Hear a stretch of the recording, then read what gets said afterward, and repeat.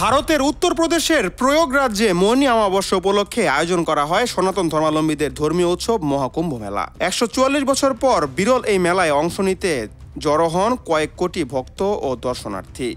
তবে এদিন মেলায় আগত পুণ্যার্থী জানাতে স্নানের উদ্দেশ্যে গঙ্গা নদীর তীরে জড়ো হয়েছিলেন।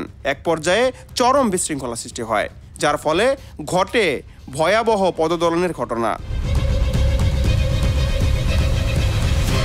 সরকারি তথ্য বলছে, এই মর্মান্তিক ঘটনায় প্রায় প্রাণ হারায় কমপক্ষে ৩০ জন। তবে ৩০ জন নয়, পদপৃষ্ঠের ঘটনায় প্রাণ হারিয়েছে প্রায় ১০০ জনের বেশি, যা ধামাচাপা দিতে চেষ্টা করছে বিজেপি সরকার। সম্প্রতি পার্লামেন্টে এমন অভিযোগ করছে কংগ্রেস সভাপতি ও বিরোধী দলের নেতা মল্লিকার্জুন খড়গে।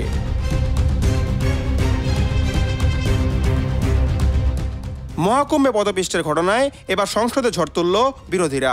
হাজারো প্রশ্নবাণে কেন্দ্রকে বিদ্ধ করলেন সমাজবাদী পার্টির নেতা অখিলেশ যাদব।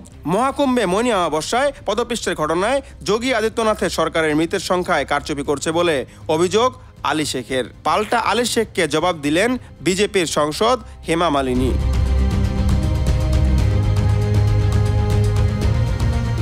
এদিকে আলী শেখ বলেন, কেন্দ্রীয় সরকার শুধু বাজেটের সংখ্যা নিয়ে বলেছেন, একবার কুম্ভের মৃতদের সংখ্যাটাও বলুন। মহাকুম্ভে মৃত ও জখমদের সংখ্যা সংসদে পেশ করা হোক। এই সঙ্গে প্রয়োজনীয় ওষুধ রয়েছে কিনা, চিকিৎসক, খাবার, জল পরিবহনের ব্যবস্থা রয়েছে কিনা সে সম্পর্কে বিস্তারিত তথ্য সংসদে পেশ করতে হবে।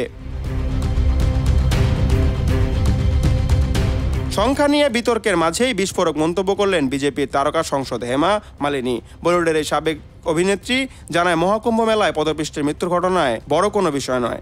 কেন একে এত অতিরঞ্জিত করা হচ্ছে? কুম্ভ মেলা ব্যবস্থাপনা বেশ ভালো হয়েছিল বলেও মত হেমার।